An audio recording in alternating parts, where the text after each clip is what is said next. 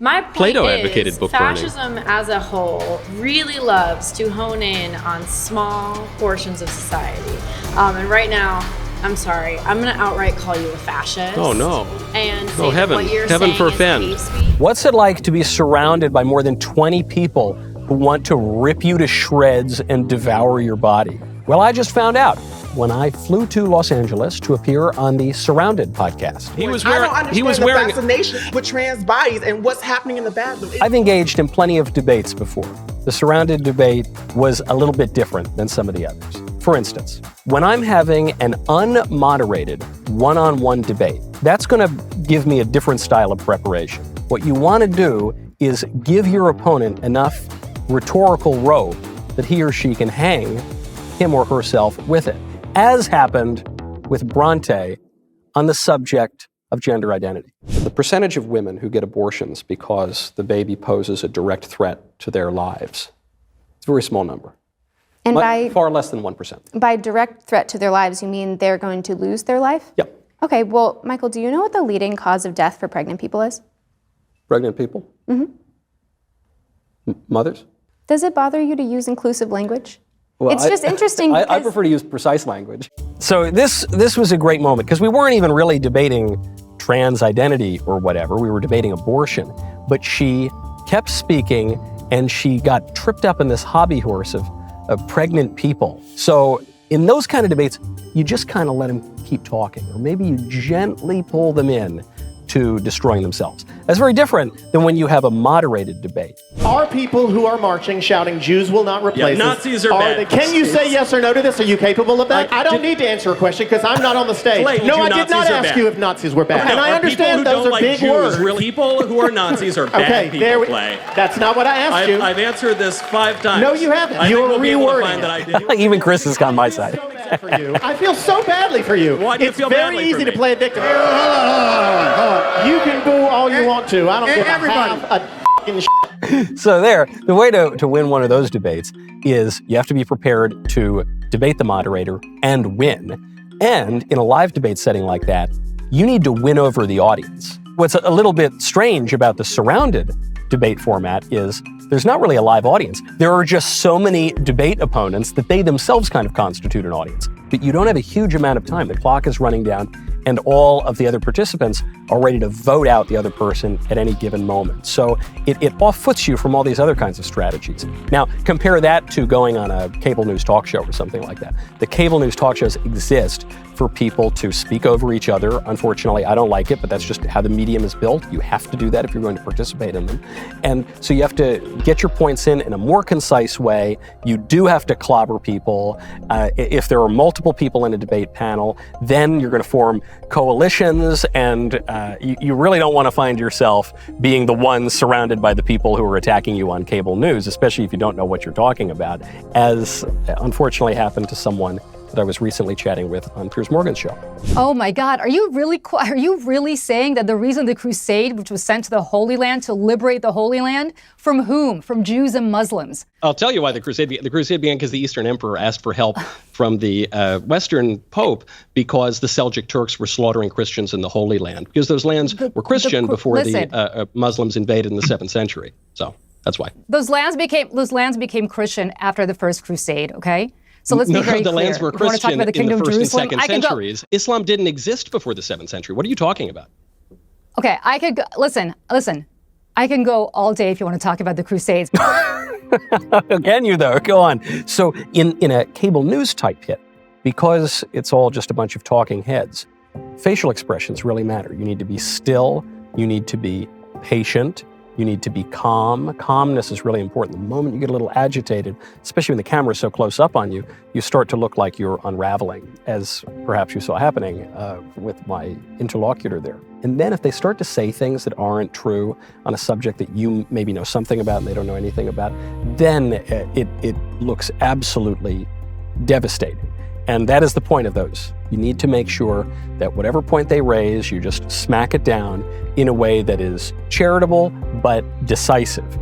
That medium is unlike the Surrounded podcast, which is 20 minutes for every single topic.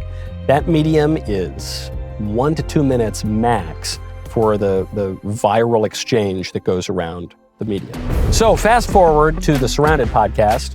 I have over 20 people who want to rip me apart, sitting all around me, ready to jump in, fighting for the opportunity, time limited, to destroy my views with facts and logic. Here's how it went. So what about the right of a kid to have his natural mother and father? Because when the rubber meets the road in gay marriage, it's not just two people living together. You could always do that. It's not two people doing those things you guys do, that you could always do that.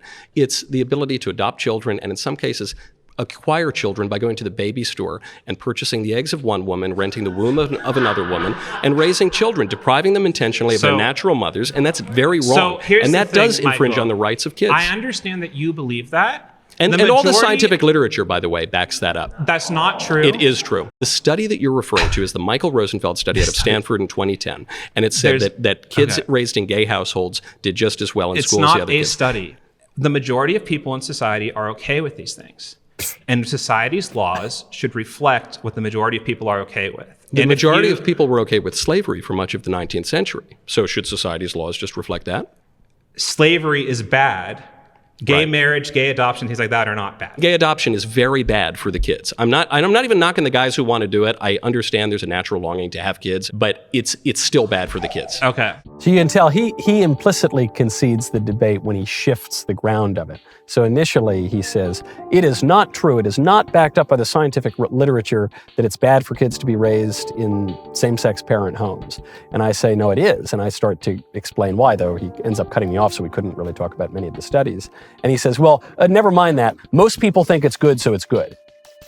And so he shifts it from, all right, let's see, is there any rigorous scientific study that's actually looked into this? Oh, shoot, maybe Knowles here actually does have some studies. Okay, well, never mind. Let's turn to public opinion surveys instead. But of course, 50 million Frenchmen can be wrong, which is the point that I made to him. People popularly have held views that have been quite wrong for history, and we've corrected them. But there are other studies, perhaps the most prominent of which came in 2012, which examined kids raised in same-sex households and normal family households on 80 different measures of emotional and social well-being. Whether they're going to end up on welfare, whether they're going to end up hooked on drugs, whether they're going to end up with anxiety and depression and all that sort of stuff. And it found out that on 77 out of 80 measures, the kids raised in the normal households fared better than the kids who were raised in same-sex households. Even Jubilee tried to do a fact check on this to back up their point, but it's totally indefensible. Go to goodranchers.com, use promo code Knowles. I'm going to tell you about my dinner last night. I come home, sweet little Elisa and the boys had already eaten, or actually, I don't know if sweet little Elisa had totally finished eating, because the boys were running around, they need this, they need that. So anyway, I go to get my plate, and I see a nice, beautiful, delicious New York strip steak from Good Ranchers. So I go with the tongs, I get my steak, and Elisa says, "Don't take that whole steak, Mac! I haven't had that yet." I said, "Wait, hold on, what do you want me to cut this steak in half? I'm a grown man, I'm not gonna eat this full New York strip steak?" She said, "No, I wanna have some." So I said, "Fine, I'm a good husband." I cut the steak in half, even though I want to eat this entire delicious New York strip from Good Ranchers.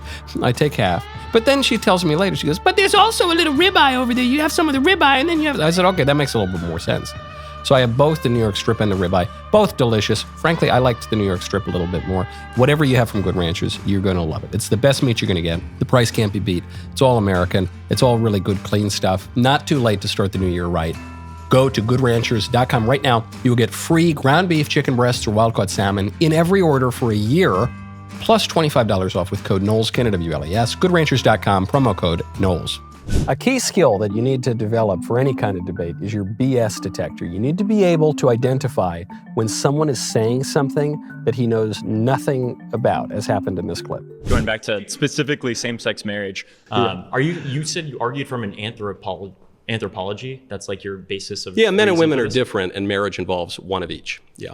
What specific culture are you referring to? Because we have so many cultures that have communal relationships in which people are raised. When you said in the act of procreation, have you ever heard of "it takes a village to raise kids"? That's not something that's just a saying. No, I didn't say that happens literally in specific cultures. No, but when I say procreation, that's the act of creating the child. And usually there aren't 3 or 4 people involved in that. It's usually 2 people. Yeah, but even those people that do create the child, oftentimes were referred to as different genders depending on the culture that it is that you're observing. Which cultures are you referring to? We could talk about the Mayans. We could talk about certain Amazonian cultures. I recognize that they're not Western cultures, so you might not prioritize them, but that doesn't mean that they don't exist. What was their? Well, they no longer exist, the Mayans. Oh, right, because of colonialism. I'm glad that you're justifying it, though. What was their view of gender? What specifically are you referring to? That's specifically a social characteristic that we're all performing in right now. I mean, you can't say. No, I'm not asking your opinion. I'm asking what you brought up. The Mayans. What did the Mayans think? That's just something that is. But what did the Mayans think? You brought it up. You seem so confident about this. What did the Mayans think about marriage and gender? People can look up right now. If you're right near Google, yeah, exactly. Right. Michael's trying to hone me down on trivia night right now. No, I'm just right asking now, you to explain. We're trying to talk about specifically our examples. I'm asking you to explain the point that you brought up. Yes, this is really an important point. And so he's not the only guy who's fallen into this error. But a lot of people in modernity, they think, well, no, surely there must have been a billion different views, of marriage, because people deny the natural law, they deny objective moral reality. So they just think, well, it just stands to reason that all these different cultures in history must have had totally different views. But the thing is, they haven't, because the natural law is real and human nature is real and it doesn't really change. So when he says, well, the Mayans, I think, look at this guy say, this guy doesn't know anything about the Mayans. Says, okay, what did the Mayans think? And then he does this tap dance for 3 minutes because he can't answer the question. I enjoy engaging in all of these kinds of debates because I like ideas. I endeavor to seek the truth, and I like to persuade people of the truth as I see it. So I dig them all, but in particular, I liked this format. This format is great. I love this, and I'm just irritated that we didn't think of this first and do the show ourselves. Some of the interlocutors are a little more serious than others, but I really liked chatting with all of them, and they have a great deal of my sympathy. I think Michael Knowles is annoying, to be quite honest. Disrespectful and kind of unintelligent. I think he's a fucking Nazi. The way that they usually dishonestly present my views is that I hate them or that I want to kill them or something like that, which I don't, and I've explicitly said that I don't. They say, oh, well, we don't want people to die, but they know damn well that the suicide rates skyrocket the second you remove access to gender-affirming care. That was one of the most horrific experiences I've ever had talking to another human being. I'm very glad I did it, and I'm never doing it again. Yeah, Michael's a fucking clown. I've talked to Ben Shapiro, I've talked to Charlie Kirk, I've talked to a lot of conservative figures, and he is the worst at having some sort of cohesive argument. All he tries to do is push people's buttons to get these emotional responses that then he can turn into those viral clips. That was all pretty funny, and I suppose to be expected that they would call me Hitler or whatever, an evil, stupid cretin. The one part that I disagree with is with the guy with the beard, Mason, who says, look, I've talked to these other conservatives, and all the other conservatives are all above board, but that Knowles, he's just bomb throwing, and he's not really trying to pursue an argument. He's just trying to be provocative and get an emotional response. That is, in fact, the opposite of what I do. Okay, I think I would probably have higher ratings if that is what I did, but I don't. If anything, I think my presentation here was a little bit dry and friendly and conciliatory. I'm just stating my views, which are views that most people agreed with until very recently. Views like marriage is between a man and a woman. Views like men can't become women. I even granted the premise that there's a distinction between biological sex and gender expression. As far as I know, I'm the only conservative who grants that publicly. Frankly, maybe the fact that I'm friendly about it is more irritating to them. If they just have to contend with the ideas themselves, it leaves them more vulnerable, I think. That's my take on it.